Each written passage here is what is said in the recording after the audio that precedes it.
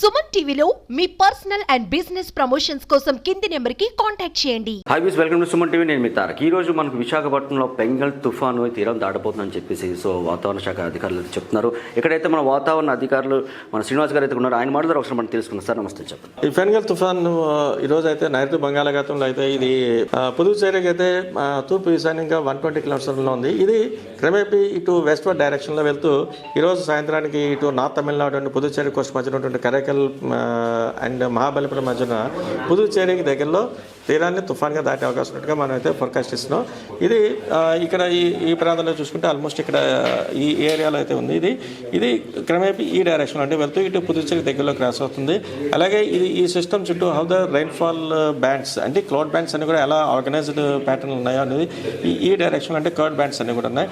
ఈ తమిళనాడు ఈ ప్రాంతాల్లో చూసినటువంటి డెన్స్ క్లౌడ్స్ ఇలాంటివే ఇక్కడ మన నెల్లూరు, తిరుపతి కానీ ఇటు రాయలసీమలో కానీ కొంత ప్రాంతాలు కానీ డెన్స్ క్లౌడ్స్ ఉండటం మనకి స్పష్టంగా చూసి ఇవన్నీ కూడా are going to give very good rains over this area.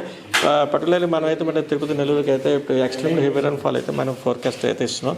Apart from those 2 districts Chittoor and Annamayya ఈ జిల్లాలో కూడా heavy to very heavy rainfalls కూడా వచ్చే ఛాన్స్ ఉన్నట్టుగా ఫోర్కాస్ట్ అయితే ఇస్తున్నాం. సార్, ఇక్కడ మన రైతులు అండ్ మత్స్యకారులు ఎటువంటి జాగ్రత్తలు తీసుకోవాలి? మత్స్యకారులు అయితే ఎవరిని కూడా వేట వెళ్ళొద్దని చెప్తున్నాం. రైతాంగాన్ని కూడా అందరికీ కూడా ఏ ప్రాంతాల్లో హెవీ రైన్స్ వచ్చే ఛాన్స్ ఉంది, అలాగే అతి భారీ వర్షాలు కానీ ఎక్స్ట్రీమ్ హెవీ రైన్స్ కలిగి ఉండడం ఇన్ఫర్మేషన్స్, అలాగే వాటితో పాటు విండ్ స్పీడ్స్ ఏ రకంగా ఉంటాయి, వీటన్నిటి ద్వారా ఎటువంటి జాగ్రత్త స్టాండింగ్ క్రాప్స్ కేసులో అయితే ఏ రకంగా ఉండాలి, అలాగే ఎక్సెస్ వాటర్కి ప్రాపర్ డ్రైనేజ్ ఫెసిలిటీస్ ఏ రకంగా ప్రొవైడ్ చేయాలి, అలాగే బనానా క్రాప్స్ కానీ అయితే వీటి పసుపు ఇలాంటి వాటి రైతు వాళ్ళందరికీ కూడా ఎటువంటి జాగ్రత్త తీసుకోవాలి దీని ద్వారా. ఇవన్నీ కూడా మనం ఎప్పటికప్పుడు అగ్రికల్చర్ డిపార్ట్మెంట్ ద్వారా కూడా మనకి వాళ్ళకి ఇవ్వడం జరుగుతుంది. అలాగే దీనికి సంబంధించినటువంటి మ్యాక్సిమం ఇన్ఫర్మేషన్ మొత్తం అంతా కూడా రాష్ట్ర విపత్తుల నిర్వహణ శాఖల ద్వారా కానీ ఆల్ డిస్ట్రిక్ట్ కలెక్టర్స్ ద్వారా కూడా మన ఇన్ఫర్మేషన్స్ మనం ఇస్తూ ఎప్పటికప్పుడు ప్రజలను కానీ అన్ని వర్గాల ప్రజలకి కూడా దీని యొక్క సంబంధించిన ఇన్ఫర్మేషన్ అంటే ఎటువంటి ఇంపాక్ట్ దీని ద్వారా ఉంటుంది ఈ సిస్టమ్ ద్వారా, అలాగే what is the action suggested by IMD ఈ విషయాలన్నీ కూడా మనం ఈ డిజాస్టర్ మేనేజ్మెంట్ కమిషనర్ ద్వారా రాష్ట్ర ప్రభుత్వానికి మనం ఇన్ఫర్మేషన్స్ మనం ఇస్తున్నాం. ఇంకా ఏ ప్రాంతాలకి ఎఫెక్ట్ ఉంటుందండి?